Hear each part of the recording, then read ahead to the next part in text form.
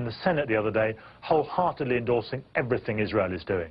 At no point, however, has the mainstream media, whether television or newspapers, confronted and challenged this issue in your country, in the United States. To find critical views on American diplomacy, you really have to go beyond the mainstream media.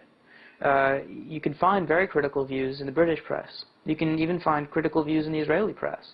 But whereas there will be some criticisms at the margins of details of how America conducts its diplomacy in the Middle East, you don't find a real alternative viewpoint in the mainstream media. It is the last taboo subject in America. You can talk about lesbians, blacks, gays, anything you want, but not America's relationship, or not any serious examination of America's relationship with Israel, or what Israel is doing, albeit almost always with American weapons. U.S. journalists are enmeshed in symbiotic relationships with the powerful.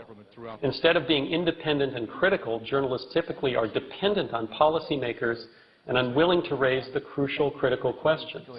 Rather than monitoring the game of power, most journalists are simply part of that game. You only have to see the press conferences, Condoleezza Rice, George Bush, Donald Rumsfeld. It's all on first name. And with that, I'm happy to take your questions. Helen? Yeah, April? David? Yes, Randy. John? What do you know about the sourcing of the British? But the relationship between American journalists, particularly television journalists, and the centers of power has become incestuous.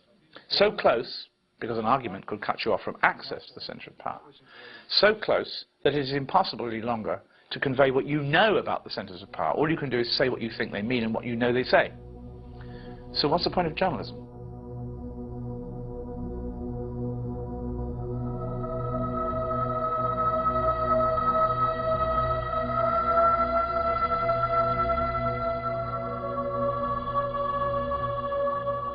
(1991) marked the beginning of a series of peace efforts. Of the most recent and well-known were the negotiations that took place in the summer of 2000 at Camp David with then-President Bill Clinton, PLO Chairman Yasser Arafat, and former Israeli Prime Minister Ehud Barak. The aftermath of their breakdown is perhaps the clearest example of the Israeli PR machine at work. There are two pieces of this narrative that the Israeli propaganda machine has been very effective in convincing everybody of. The first is that what happened at Camp David was that Barak made the most generous offer that any Israeli ever had or would make. Arafat answered with violence. The charismatic crusader for a Palestinian homeland has rejected what many thought was the best peace deal he could get, and he's failed to stop the terror. In fact, 2 years ago, Ehud Barak did lay it all out on the table. A Palestinian homeland, giving back over 90% of Jewish settlements, even a plan which divided Jerusalem. What was being offered to the Palestinians was an impossible deal that no Palestinian leader could possibly have accepted. They proposed creating a Palestinian state in most of the West Bank and Gaza Strip. But this state was not going to have control over its borders. It was not going to have control over its airspace. It was not going to have control of the only resource, natural resource in that area, which were the major aquifers. And it was going to be bifurcated and crisscrossed by Israeli settlements and Israeli roads. So it was going to be broken up into at least 4 or 5 different pieces. It was a nominal Palestinian state within effectively a greater Israel. It's as if the Palestinians have been put in the basement of their house, and they, might be allowed most of the rooms, but Israel gets to control all of the hallways and some of the rooms. So you want to go from your living room to your bedroom, you got to go through an Israeli checkpoint. You want to go, from your kitchen to your bathroom, you got to go through an Israeli checkpoint. Well, do you really control your house under that set of circumstances? It did not offer Palestinians unimpeded access to their holy sites, and it did not offer Palestinians any solution to the 3 million Palestinian refugees who live in these refugee camps under horrendous conditions. The occupation was not being dismembered, it was being made more efficient. it was being consolidated, where Israel would maintain its strategic interests, whether it be hilltops, whether it be water, whether it be different agricultural things that they had interest in, and the Palestinians would have what was left, basically. And if they wanted to call it a state, they could call it a state. If they wanted to print postage stamps, they could print postage stamps. If they wanted to have a national anthem, feel free.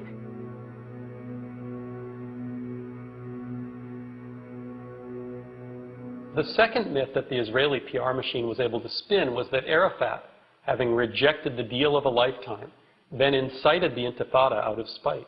The failure of these negotiations, which the United States supported, in which the Israelis made serious offers, that the Palestinians in leadership decided on a strategy of street fighting as a response. When this latest round of violence broke out, if you look at the editorials that ran in the big American newspapers, they overwhelmingly said that the cause of the violence was Arafat's rejection of the Camp David Accord, and they blamed the Palestinians, and they sided with Israel. This intifada had very little to do with Camp David, because on the ground, parallel to what the leaders were talking about, who had become so many talking heads as far as the average Palestinian was concerned, you had ongoing land expropriation, tree uprootings, road building. Settlements were being expanded at a quicker pace under Barak than they had been under Netanyahu. Unfair water allocation, by which many Palestinians in the summer and fall have approximately 2 hours of running water a week, when next door you can have a settlement with green lawns and a swimming pool. So what are people supposed to think? Rightly or wrongly, this said to people, this is not a peace process. And even if it is, by the time it's concluded, everything I have is going to be gone. It's going to be expropriated. So what's in it for me? On September 28, 2000, Ariel Sharon, then Israel's defense minister, sparked the Palestinian Intifada with a provocative visit to a site in Jerusalem, holy to both Jews and Muslims. Surrounded by hundreds of riot police, Sharon strode onto the contested sacred site as a demonstration of Israel's control of the area. Sharon was met with protests from Palestinians, who began hurling rocks at police and who then stormed the holy site. Israeli riot police fired tear gas and rubber bullets at the protesters. The rioting quickly spread to other parts of East Jerusalem and to Ramallah in the West Bank. Dozens, both Israelis and Palestinians, were injured. The Palestinian Intifada had begun.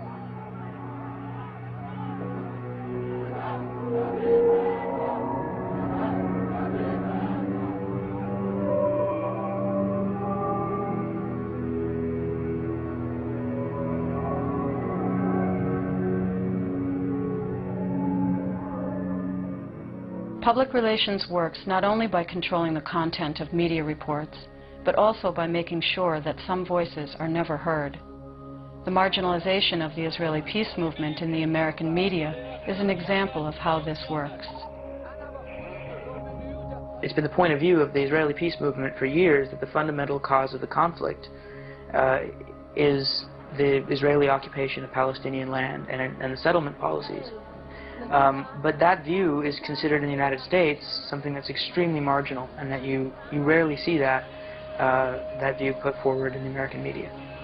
We, in the Women's Peace Camp in Israel, organized a mass vigil of women in black and a mass march through the streets of Jerusalem. 2,000 women strong, both Israelis and Palestinians. Can you picture that dramatic moment? 2,000 women dressed in black marching down the streets of Jerusalem to the walls of the Old City, where we hung banners from the walls of the Old City saying peace in 3 languages, Hebrew, Arabic, and English. And guess what? It didn't get into the media. That's not the kind of image that the media wants to create, because then all these images of Jews and Arabs working together, of Palestinians wanting peace, would create a kind of dissonance. It would contradict the message that the media has been giving us for years and years. Then how do you explain it? You can't explain it. One of the many groups working for peace inside